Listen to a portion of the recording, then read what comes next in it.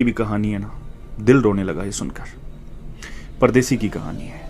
10 साल हो गए थे परदेश में काम करते हुए। पहला साल कर्ज उतारने में और दूसरा तीसरा साल बहन की शादियों की भेंट चढ़ गया।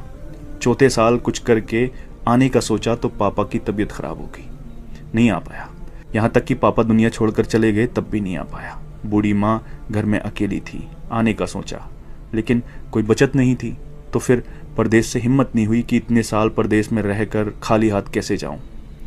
लेकिन माँ की जिद और बहनों ने कहा कि भाई आ जाओ, हमें कुछ नहीं चाहिए, बस आ जाओ कहा तो हिम्मत बढ़ी। कुछ उधार लिया, कुछ पास था जिससे टिकट करवाया और वापस ये सोच कर आ गया कि अब कोई बड़ी जिम्मेदारी तो है नहीं, यहीं पे कुछ कर लेंगे। आने के दूसरे दिन बहन से मिलने गया। बहन बच्चों वाली हो चुकी थी। आते वक्त भांजे के हाथ पर 100 रुपये रखकर वापस हुआ।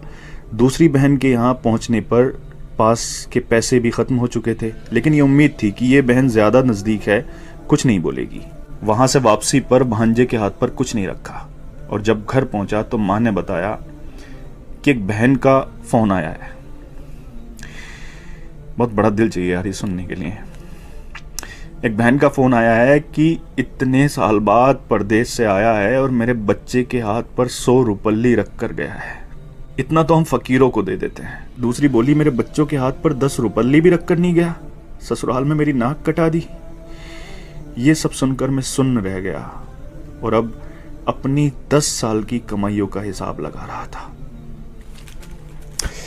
अरे यार, अगर पुराना घर छोड़कर नए घर में भी चले जाओ ना तो ख्वाब हमेशा पुराने घरों के आते हैं। और एक परदेसी तो अपना सब कुछ छोड़कर चला जाता है अपनों के लिए, अपनों को बसाने के लिए। लोग मेहनत करके पैसा कमाते हैं, लेकिन परदेसी मेहनत के साथ साथ अपनी उम्र को बेचकर पैसा कमाता है।